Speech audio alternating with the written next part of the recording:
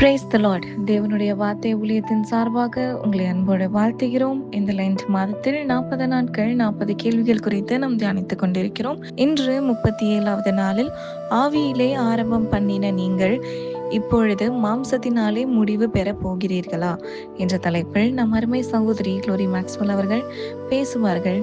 கேட்டு பயன்பெறுங்கள், மற்றவர்களுக்கும் ஷேர் செய்யுங்கள். Praise the Lord. கிறிஸ்துவுக்குள் மிகவும் பிரியமான என் அன்பு சகோதர சகோதரிகளே, உலக இரட்சகராம் நமது அருமை ஆண்டவர் இயேசு கிறிஸ்துவின் நாமத்தில் உங்களுக்கு என் அன்பின் வாழ்த்துக்களை தெரிவித்துக் கொள்கின்றேன்.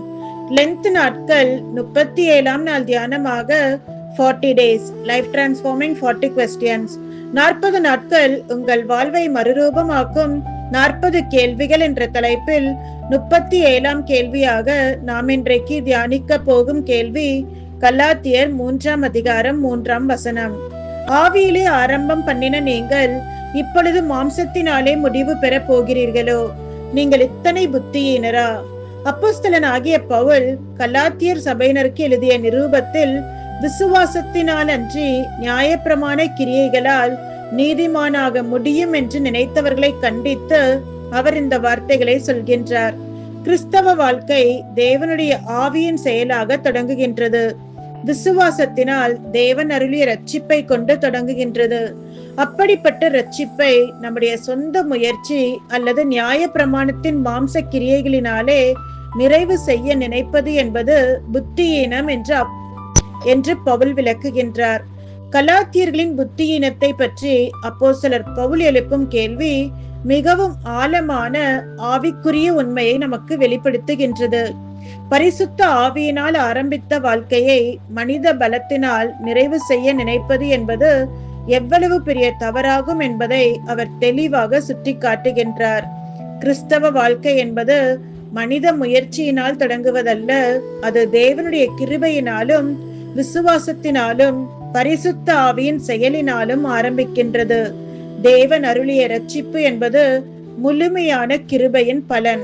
அப்படிப்பட்ட ரட்சிப்பை நம்முடைய சொந்த முயற்சியாலோ அல்லது நியாய பிரமாணத்தின் கிரியைகளினாலோ நிறைவு செய்ய முயல்வது முற்றிலும் தவறான அணுகுமுறையாகும். இதுவே கலாத்திய சபையில் ஏற்பட்ட பெரிய பிரச்சனையாக இருந்தது.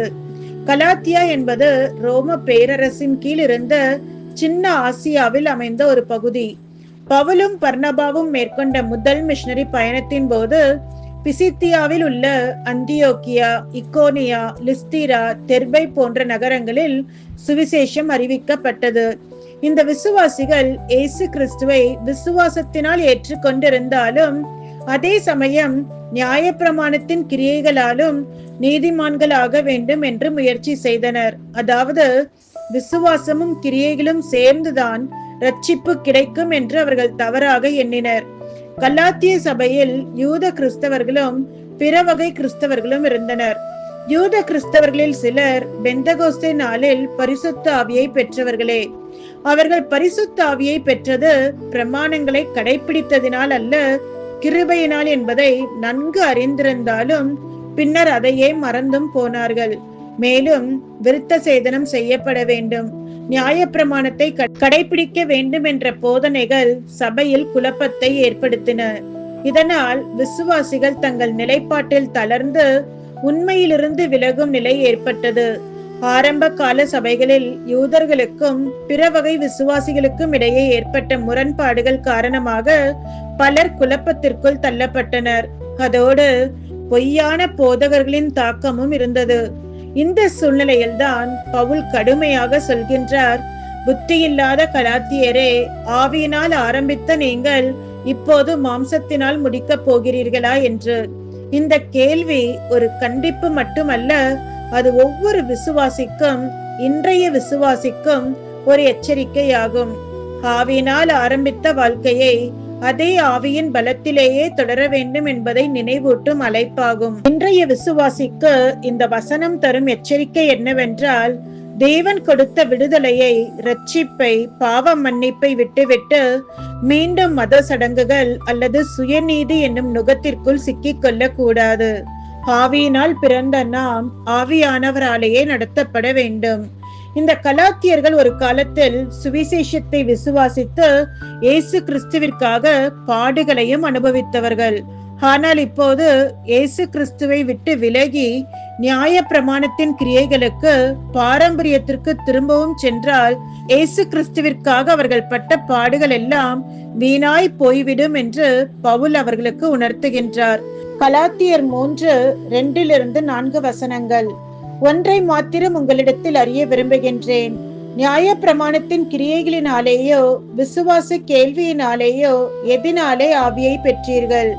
ஆவியினாலே ஆரம்பம் பண்ணின நீங்கள் இப்பொழுது மாம்சத்தினாலே முடிவு பெற போகிறீர்களோ? நீங்கள் இத்தனை புத்தியீனரா? இத்தனை பாடுகளையும் வீணாய் பட்டீர்களோ? அவைகள் வீணாய் போயிற்றே என்றார். எத்தனை ஒரு வேதனையோடு பவுல் இந்த கேள்விகளை கேட்டிருப்பார். சற்று யோசித்து பாருங்கள். மேலும் நியாய பிரமாணத்தால் செய்ய முடியாத காரியங்களையும் அவர்களுக்கு எடுத்துரைத்தார். நியாய பிரமாணத்தினால் பரிசுத்த ஆவியை அளிக்க முடியாது. நியாய பிரமாணத்தினால் நீதியை தர முடியாது. நியாய பிரமாணத்தினால் அற்புதங்களை நடப்பிக்க முடியாது. நியாய பிரமாணத்தினால் சுதந்திரவாளி ஆக்க முடியாது. நியாய பிரமாணத்தினால் சாபத்திலிருந்து விடுவிக்க முடியாது. நியாய பிரமாணத்தினால் மாம்சத்தின் இச்சைகளை அடக்க முடியாது. பவுலின் கருத்து, நியாய பிரமாணம் நல்லது, நியாய பிரமாணத்தை கடைபிடிக்க வேண்டும், ஆனால் பாரம்பரியத்தை அல்ல, அது ரட்சிப்பிற்கான வழியும் அல்ல என்றார். கிறிஸ்தவர்கள் பழைய ஏற்பாட்டு சடங்காச்சார நியாய பிரமாணங்களை கடைபிடிக்க வேண்டிய அவசியமில்லை. ஆனால் அதன் நீதியான நோக்கத்தை, மாரல் லா, கிறிஸ்துவின் அன்பினால் நிறைவேற்ற அழைக்கப்பட்டுள்ளார்கள். கலாத்தியர் 3:13 சொல்கிறது, இயேசு கிறிஸ்து நமக்காக சாபமாகி நியாய பிரமாணத்தின் சாபத்திற்கு நம்மை நீங்களாக்கி மீட்டு கண்டார். எனவே ரட்சிப்பிற்காகவோ அல்லது தேவனுடைய அங்கீகாரத்தை பெறுவதற்காகவோ நாம் நியாய பிரமாணத்தின் சட்டங்களை, உதாரணமாக விருத்த சேதனம், பலிகள், ஆசரிப்பு பண்டிகைகளை கடைபிடிக்க வேண்டியதில்லை. ஒரு மாணவன் தேர்வில் ஃபுல் ஸ்காலர்ஷிப் பெற்று இலவசமாக ஒரு கல்லூரியில் அட்மிஷன் வாங்குகின்றான். அது முழுக்க முழுக்க merit plus grace is equal to free opportunity, இலவசமாக கிடைத்த ஒரு வாய்ப்பு. ஆனால் கல்லூரிக்கு சென்ற பிறகு அவன் இப்படி சொல்கின்றான், இல்லை, நான் இங்கே இருக்க வேண்டும் என்றால் தினமும் நான் எக்ஸாம் ஃபீஸ் கட்ட வேண்டும், இல்லை என்றால் என்னுடைய சீட் வேலிட் இல்லை என்று. இது சரியா? இல்லைதானே? காரணம், அவன் ஏற்கனவே இலவசமாக கிருபையால், கிரேஸ்னால அந்த இடத்தை பெற்றுவிட்டான். இதே மாதிரிதான் கலாத்தியர்கள், அவர்கள் விசுவாசத்தினால் இலவசமாக ரட்சிப்பை பெற்றவர்கள். ஆனால் இதை மெயின்டைன் பண்ண நியாயப்பிரமாண கிரியைகள் வேண்டும் என்று நினைத்தார்கள். பவுல் சொல்லுவது, நியாயப்பிரமாணத்தை பின்பற்றுவது தவறு இல்லை, ஆனால் அது ரட்சிப்பிற்கான வழியாக மாற்றுவதுதான் தவறு என்றார். தேவன் செய்கின்ற எல்லா கிரியைகளும் விசுவாசத்தின் மூலம்தான் நடைபெறுகின்றன. ஆபிரகாம் தேவனை விசுவாசித்த போது அது அவருக்கு நீதியாக எண்ணப்பட்டது போல நாமும் விசுவாசத்தினாலே நீதிமான்கள் ஆக்கப்படுகின்றோம். ஆகையால் விசுவாசத்திலிருந்து விலகி நியாய பிரமாணத்தின் கிரியைகளை பற்றி கொள்ள கூடாது. ஆவியினால் ஆரம்பித்த வாழ்க்கையை மீண்டும் மாம்சத்திற்கு திருப்புவது ஆவிக்குரிய பின்வாங்குதல் ஆகும். ஆகவே கிறிஸ்துவுக்குள் கிடைத்த இந்த கிருபையான புதிய வாழ்க்கையை நாம் காத்து கொள்ள வேண்டும். ஆவியினால் தொடங்கிய வாழ்க்கை அதே ஆவியின் பலத்திலேயே முடிவடைய வேண்டும். அதுவே தேவனுக்கு மகிமையும் நமக்கு ஆசீர்வாதமும் ஆகும். இந்த செய்தியில் தனிப்பட்ட இரு நபர்களுடைய வாழ்வை குறித்து சிந்திப்போம். ஒருவர் ஆவியில் ஆரம்பித்த தன்னுடைய வாழ்க்கையை மாம்சத்தில் முடித்தவர். இன்னொருவர் மாம்சத்தில் ஆரம்பித்த தன்னுடைய வாழ்க்கையை ஆவியில் முடித்தவர். யூதாஸ் காரியோத் ஆவியில் ஆரம்பித்த தன்னுடைய வாழ்க்கையை மாம்சத்தில் முடித்தவர். யூதாஸ் காரியோத் இயேசு கிறிஸ்துவின் 12 சீஷர்களில் ஒருவர். அவர் இயேசுவோடு நடந்தார், அவருடைய உபதேசங்களை கேட்டார், மற்ற சீஷர்களைப் போல சுவிசேஷத்தை அறிவித்தார், நோயாளிகளை குணமாக்கும் ஊழியத்திலும் பங்கெடுத்தார். இவ்வளவு சிறப்பான ஆரம்பம் இருந்தும் இவர் தனது வாழ்க்கையை ஆவியிலே தொடரவில்லை. அவரிடம் பணப்பை பொறுப்பு கொடுக்கப்பட்டது. ஆனால் அந்த பொறுப்பிலும் அவர் உண்மையாய் இல்லாமல் பணத்தின் மேல் ஆசை கொண்டு திருடத் தொடங்கினார். உலக இச்சையும் ஐஸ்வர்யத்தின் மயக்கமும் தேவ வசனத்தை அவருடைய வாழ்க்கையில் பலனற்றதாக்கிவிட்டது. இயேசுவோடு இருந்தபோதும் அவர் தன்னுடைய இருதயத்தை கர்த்தரிடம் அல்ல பணத்தின் மேல் வைத்தார். இதன் விளைவாக அவர் இயேசுவை காட்டிக் கொடுக்க 30 வெள்ளிக்காசுக்கு பேரம் பேசினார். இறுதியில் தன்னுடைய பாவத்தை உணர்ந்தும் மனம் திரும்பாமல் மாம்சத்தின்படி நடந்து தற்கொலை செய்து கொண்டார்.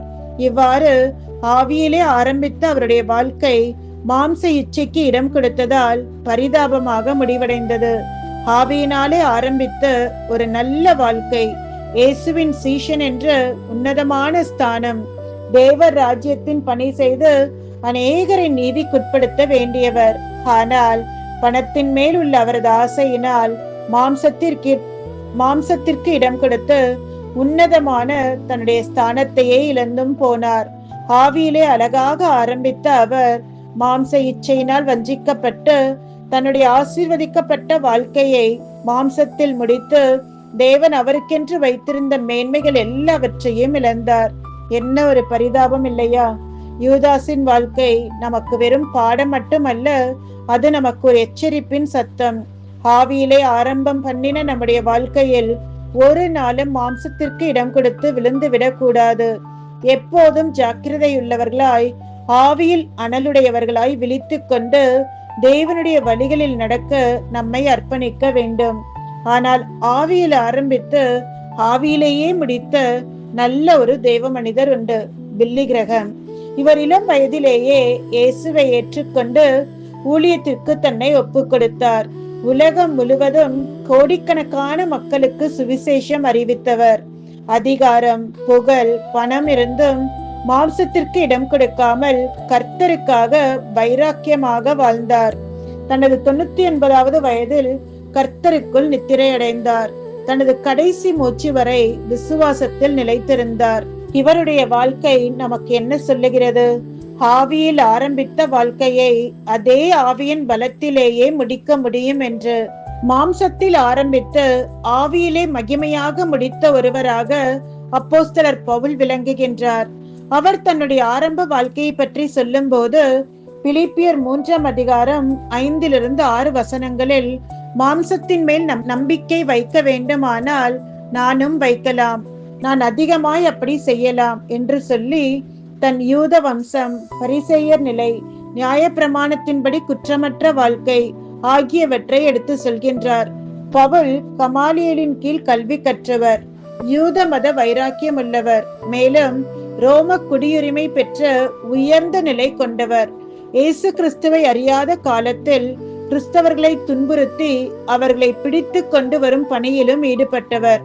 ஆனால் தமஸ்கோவிற்கு போகும் வழியில் இயேசுவை சந்தித்த அனுபவம் அவருடைய வாழ்க்கையை முற்றிலும் மாற்றியது. அது அவருடைய வாழ்க்கையில் ஒரு டர்னிங் பாயிண்டாக மாறியது.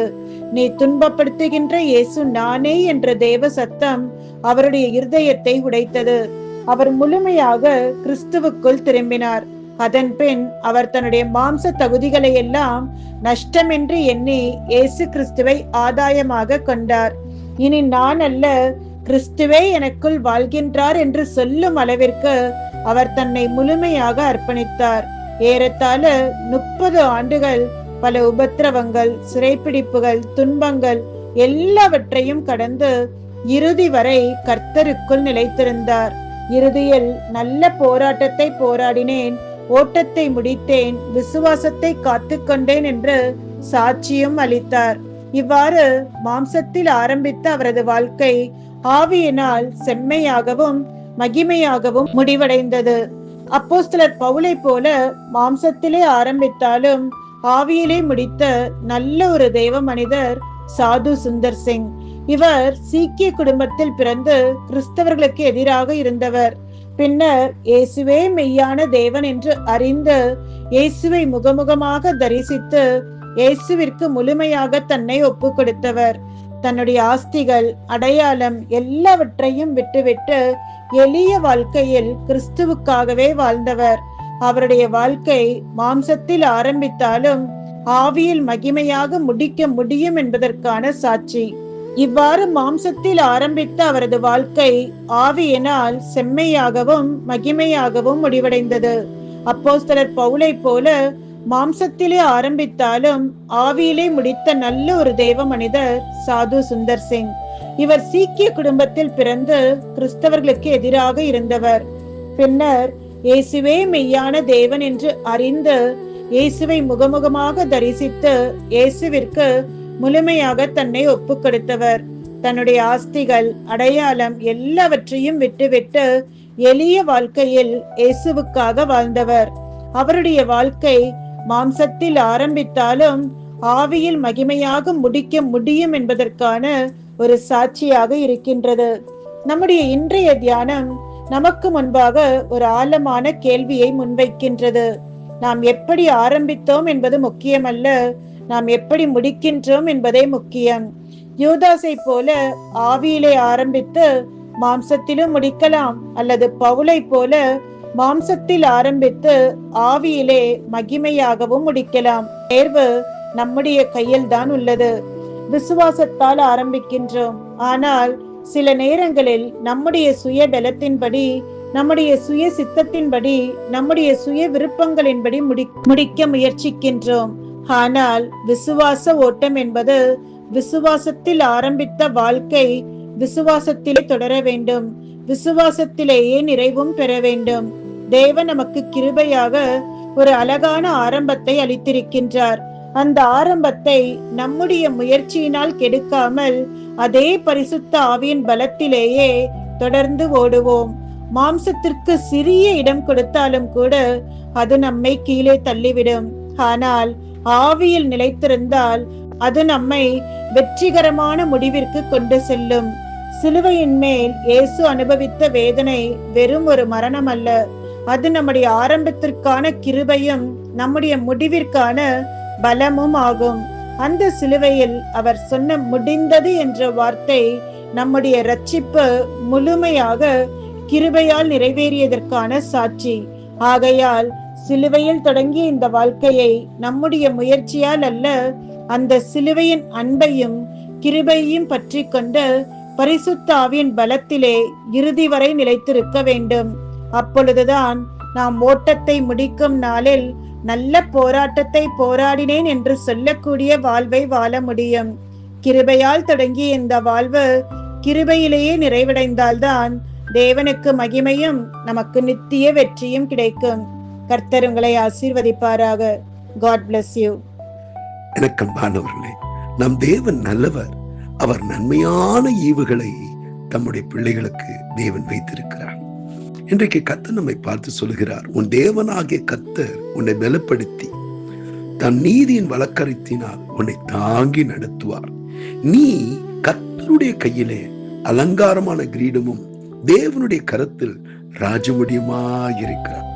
ஆண்டவருக்கு பிரியமானவர்கள், ஆண்டவருடைய அன்புக்குரியவர்கள் இருக்கிறபடினால்தான் தேவன் ஆதி மனுஷனுக்குள் தன் சுவாசத்தை ஊதி அதனால் அவன் ஜீவ ஆத்மா ஆனான்.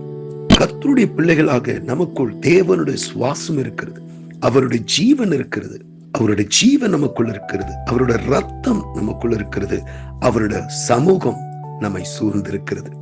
என கண்பானவர்களே, தேவன் நம்மை அவ்வாறாக நேசிக்கிறார். அப்படியாக நேசித்த, தன்னையே தந்த, நமக்கு ஒரு வாழ்வு கொடுத்த தேவனுக்கு நாம் என்ன கொடுத்திருக்கிறோம்? அவர் நம்மிடத்தில் பணத்தை எதிர்பார்க்கவில்லை, இது வேண்டும் அது வேண்டும் என்று எதிர்பார்க்கவில்லை. அவர் கேட்கிறது ஒன்றுதான், நம்முடைய இருதயத்தில் ஒரு இடம். 53:10 சொல்லுகிறது, பிதா அவரை நொறுக்க சித்தமானார். அது உண்மைதான்.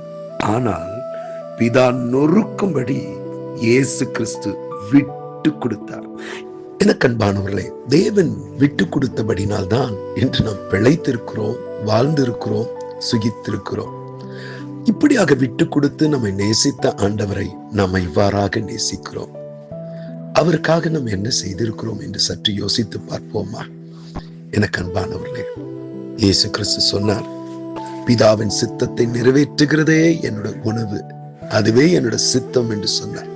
ஆம் அன்பானவர்களே, வாழப்போகிற ஒரே ஒரு வாழ்க்கை, நமக்காக வாழ்ந்து மடிந்து போகிறதை காட்டினோம் பிறருக்காக வாழ நம்மை ஒப்பு கொடுப்போம். பிறருக்கு ஆண்டவருடைய அன்பை குறித்து சொல்லுவோம். நன்மை செய்கிறவர்களாக சுற்றி செல்வோம். அதில் கிடைக்கிற ஒரு சந்தோஷம், மகிழ்ச்சி வேற ஒன்றும் இல்லை. ஆதலால் வாழப்போகிற ஒரே ஒரு வாழ்க்கை பிறரை அன்பு கூற, பிறருக்கு நன்மை செய்ய, நம்மளால் இயன்ற நற்கிரிகளை செய்ய நம்மை அர்ப்பணிப்போம்.